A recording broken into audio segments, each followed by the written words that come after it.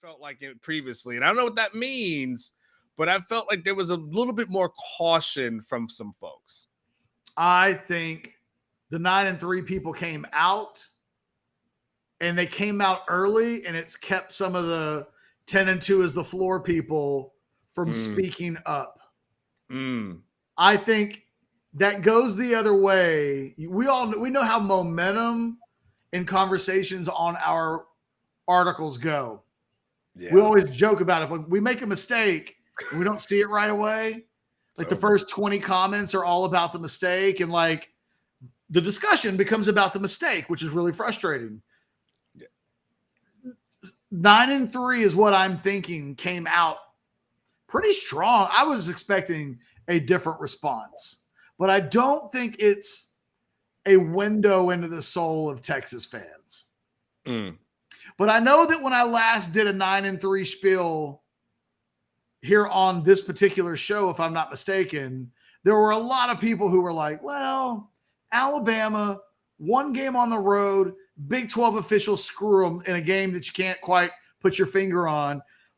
Yeah, 9-3 can happen actually pretty easily when you just kind of lay it, the bare basics out.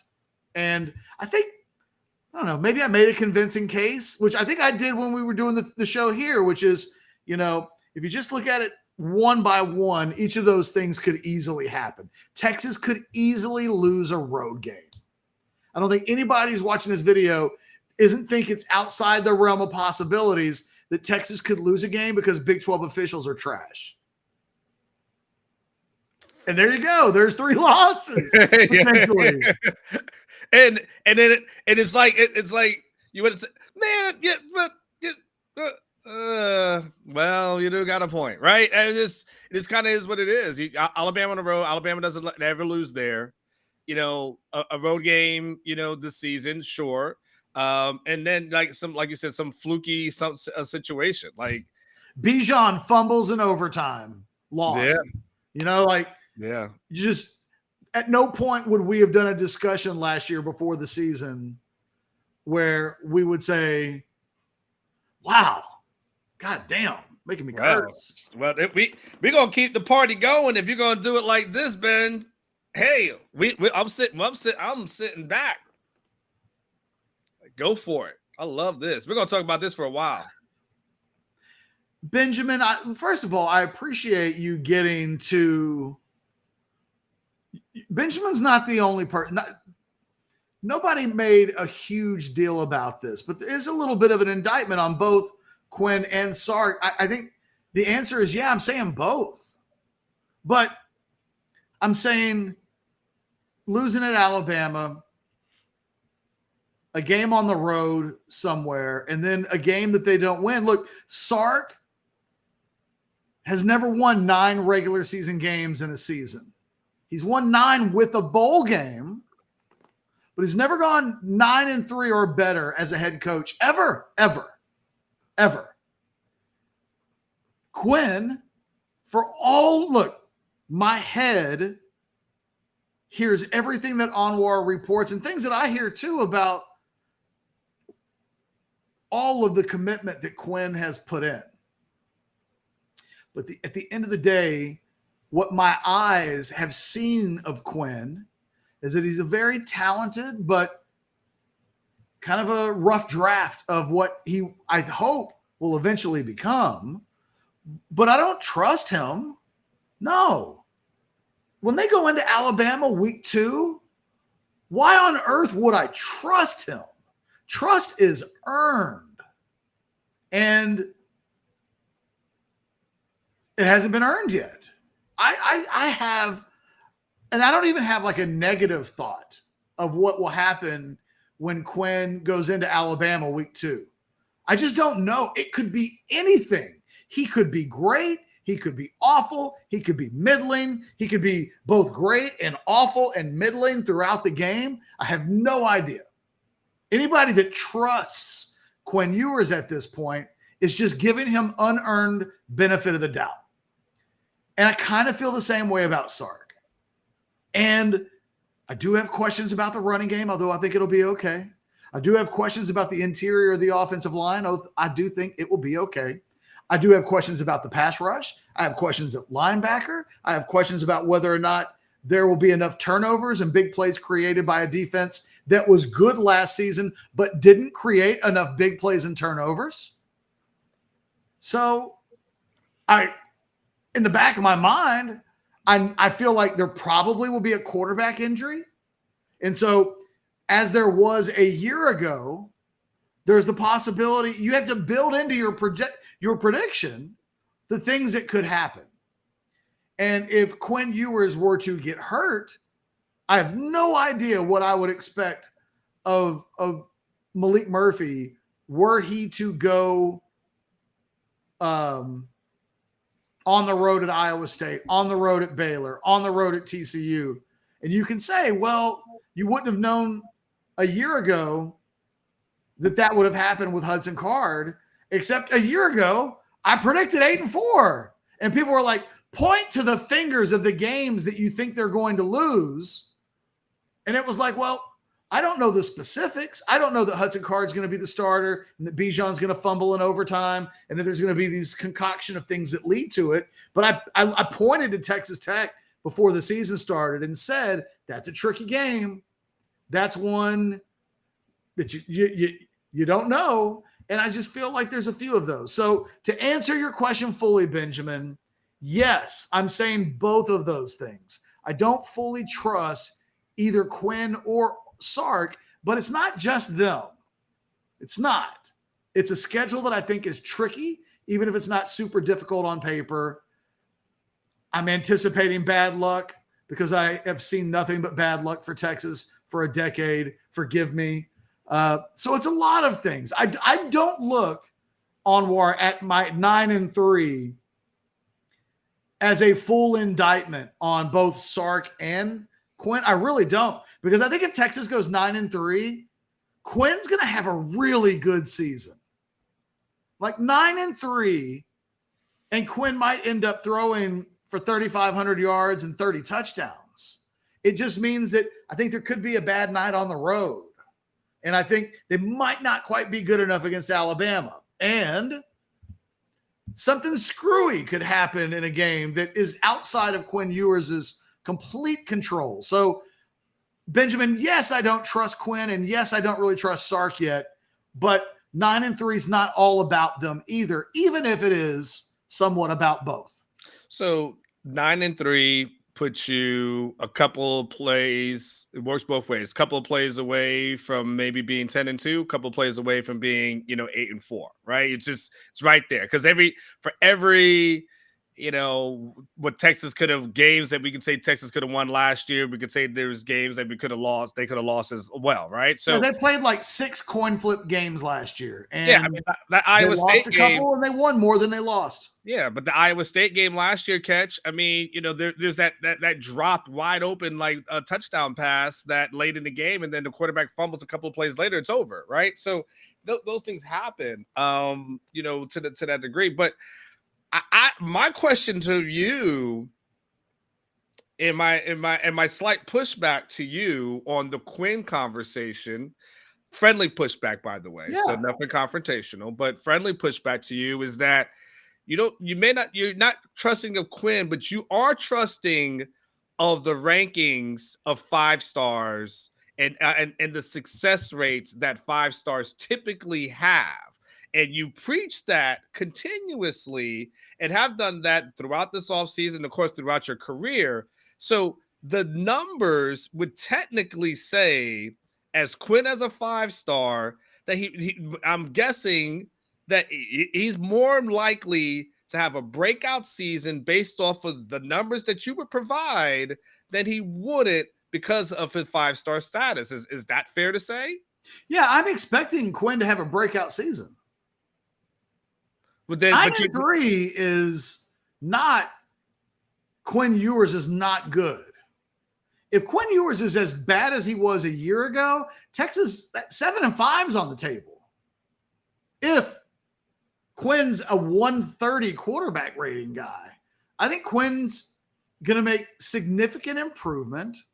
I just think that there could be days when we still see a guy going through some development. And that at the quarterback position can sometimes be the difference between winning and losing. But Benjamin views your 9-3 like somewhat of an insult, right? I think that's fair to say, because he's questioning why you would even go to 9-3. So I'm guessing in his mind, he's thinking like 11, right? I think that because that's the only reason he would question why you would go so low as to 9-3. So Benjamin's got to be thinking 11 or higher.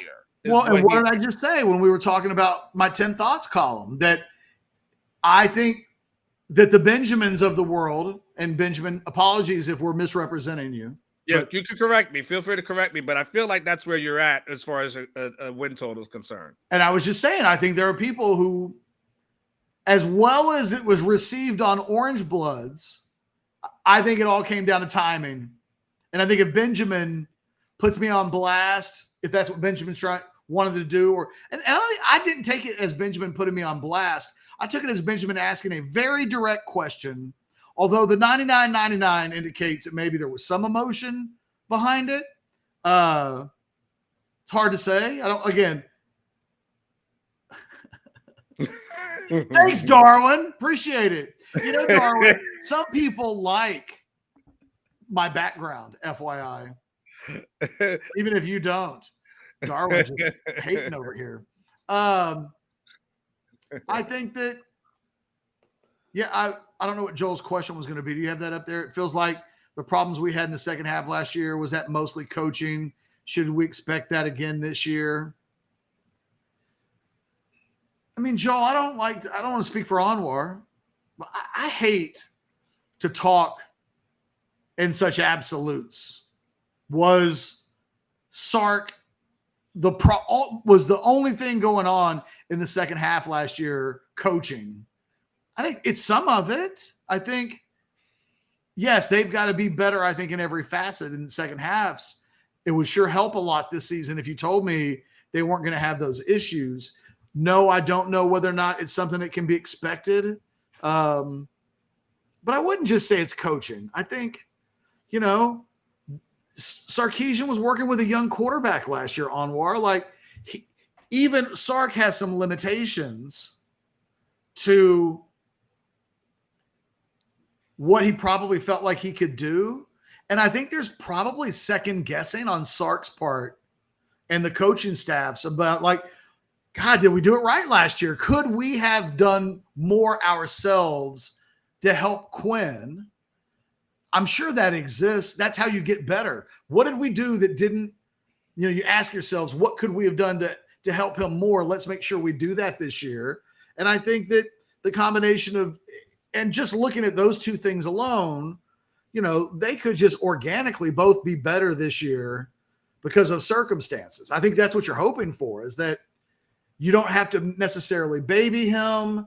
He doesn't need to be babied because he understands so much more of what's being required of the task. So, again, I think Quinn Ewers is going to have a good enough year that he's going to go into the pros and be a first-round draft pick.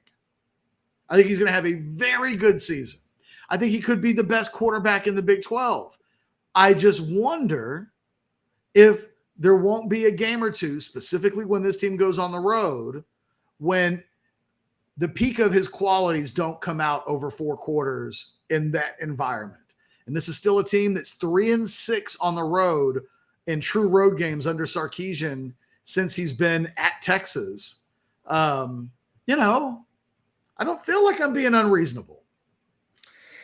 So this one has a little bit, several layers to me, Coach Ketch, as we're talking coaches. The first one is, so there's coaching, and then there's the players, and then the thing that we have to acknowledge when we start talking about the players, and especially Quinn, I think that's kind of fair, is Quinn was hurt for a portion of last season. Hudson Card was hurt as well last season, right? Goodness gracious, Benjamin, I'm shut up. Maybe Benjamin doesn't like you. I'll finish my thought another time, Benjamin. You keep when you drop that coin, you get to interrupt. By the way, like I wonder if it's really a guy named Benjamin Blackwell, or like if this is Sarkisian. I don't know. Like That's true. So if Sark can't be better than 9-3 with all the blue chippers on this team, why are we even delaying the inevitable? This is a best scenario with a team like this and the soft schedule compared to the SEC starting next year. That's a statement more than anything else, right? Yeah, I mean, look, none of us look, and you know what? I won't speak for Anwar and say us. I don't know that Steve Sarkeesian is ultimately going to be a success at Texas. I don't. I have opinions. I think he's recruiting at a level that gives him an incredibly strong opportunity to do so. But I don't know that there's a guarantee on the box. Meaning, when we're talking about if Sark can't be better than 9-3, he's never been better than 9-3. So if and when it happens this season, it's the first time we can legitimately start talking about Sark at this type of altitude in terms of wins and losses. And there's context behind all of this. I mean, at Washington, he just wasn't in a position where that kind of winning could have occurred. I think there's some thought that right about the time that he was about to have the USC program go to the moon, his issues happen, right? He gets fired. Now we're at Texas, and it hasn't happened at quite the speed that I think a lot of people thought. I think a lot of people thought when he joined, because this team finished 19th in the country when Tom Herman was fired, that it was add water, instant, top 20, top 15 type program, and that Sark would elevate it. Those things haven't happened. I think they can happen, but I don't know for certain that Sark is absolutely going to be a success.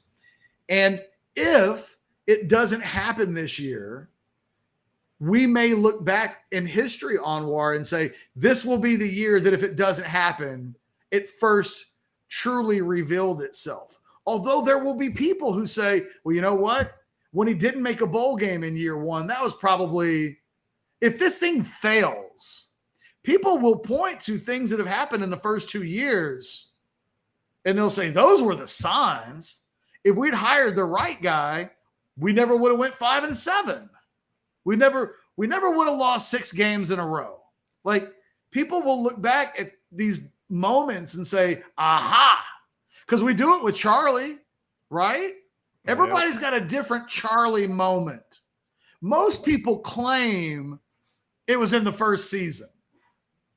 You and I know that's mostly BS. A lot of it.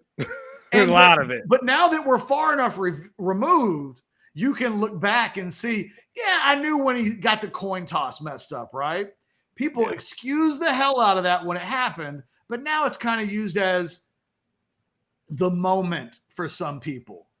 Benjamin, that will be this season for some people. There will be people who will say the Big 12 cleared out. Oklahoma wasn't good. Nobody else was bringing back quarterback plays that scared you at all.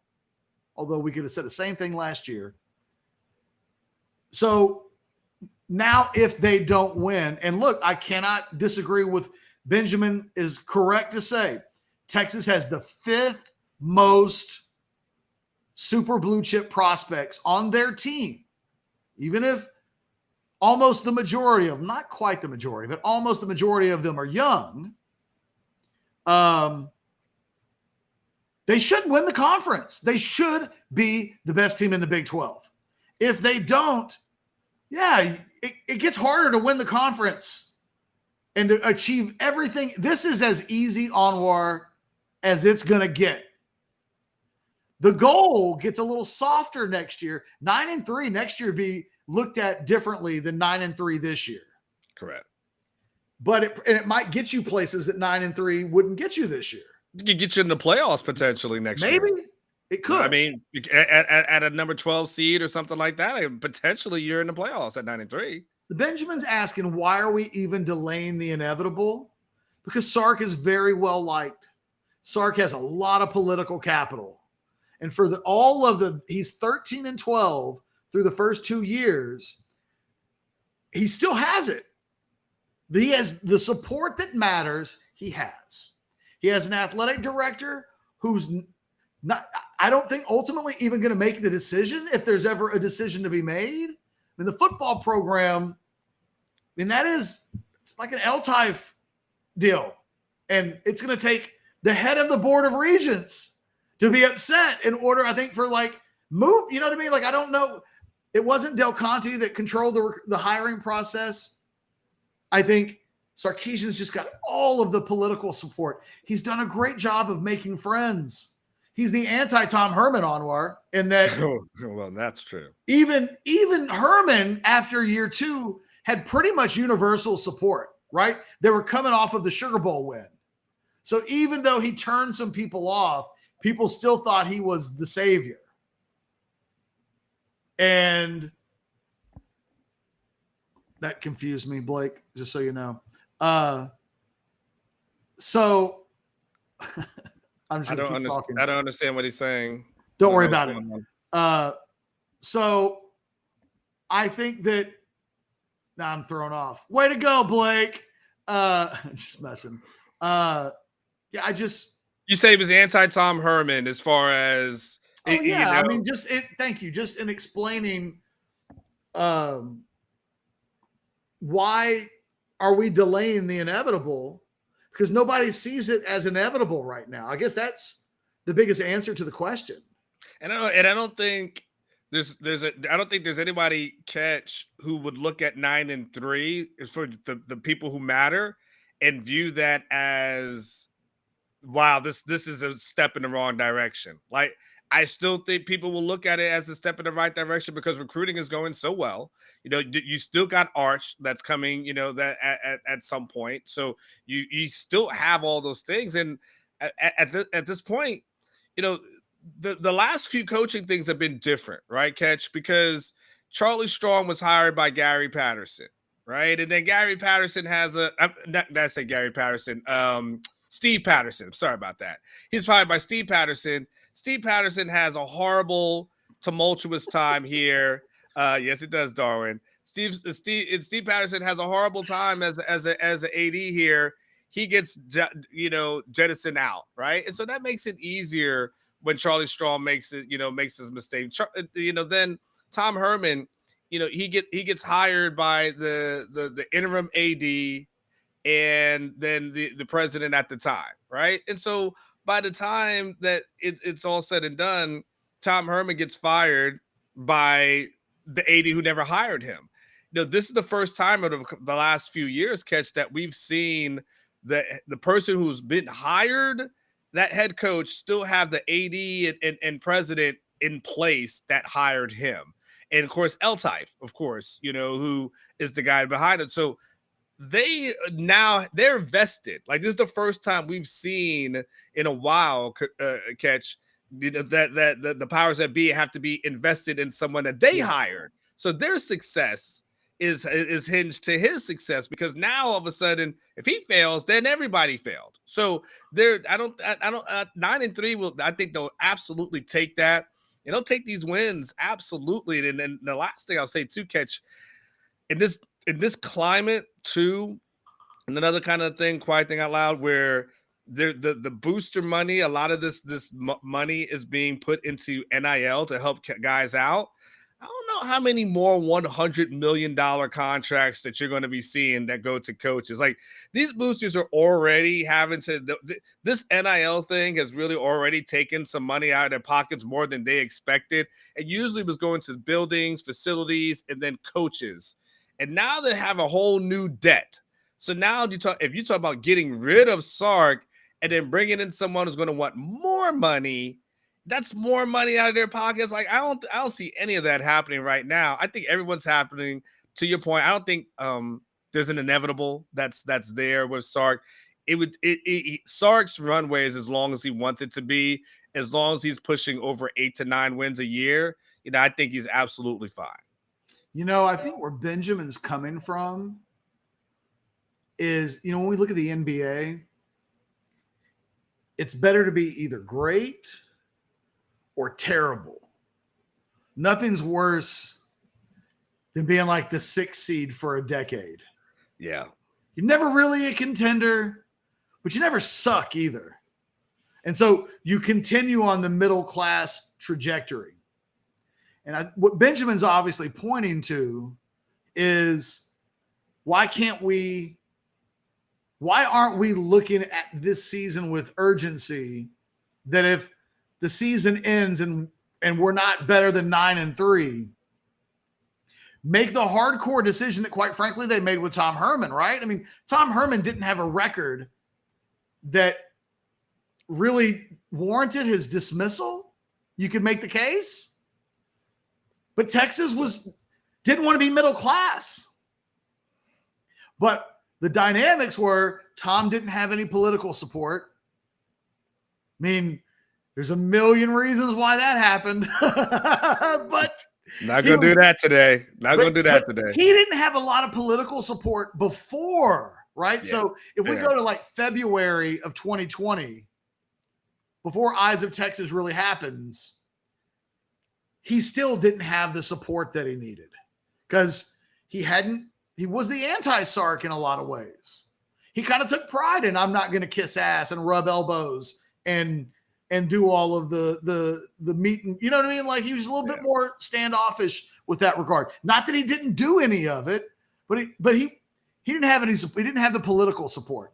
And so for Texas to make the decision that it made, with the kind of the hardcore business decision of, you know what, we're never going to win a championship here, let's just cut bait.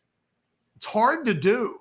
In order to do that, you need all of the dynamics to be kind of laid out in a row for you. And Benjamin, ultimately, I just think the question to your answer is, it's more nuanced and tricky than that. If he didn't have political support, we'd be looking at this season. There's an alternative universe out there on where the alumni of this school are pissed that they hired Steve Sarkeesian and he's only gone 13-12. And if it shakes out and it's an 8-4 type season, in that alternative universe, like at UT, they fire somebody. Mm-hmm. But that's not this universe. And in this universe, Sarkeesian's done a great job. And the other elephant in the room is, as you pointed out, is recruiting. It had dissolved completely under Herman at a level that wasn't sustainable. Sarkeesian just signed arguably the best recruiting class in 20 years. And while that's not happening this year, he still may finish with 3 more 5 stars and a class that's somewhere in the top 10. Yeah. I'm not going to tell you that a top 10 class is anything to celebrate, because I've done the opposite but it's not anything that gets you fired. If you're getting Colin Simmons, it's proof that you're recruiting. I will say this, though. I'm going to ring an alarm bell here. And Benjamin, if you're listening, this will be to the point that you're making. If they don't get Colin Simmons, then it's one of the worst in-state recruiting seasons for the Texas program that I've ever seen. And you'd be talking about Texas landing. That's if they missed on Colin Simmons but got Kobe Black. One kid out of the top 20 in the state of Texas. It would be the kind of thing that next year, if Sarkeesian wasn't doing better in the state of Texas in recruiting, you'd honestly have to have at least you'd have to have the conversation about how important it is in a way different way than we're having right now, where it's like, that's really curious, surprising, curious, but nobody's like thinking that jobs should be lost because of the in-state recruiting situation. But if they don't get Colin Simmons and then next year it doesn't get a lot better, there will have to be a conversation about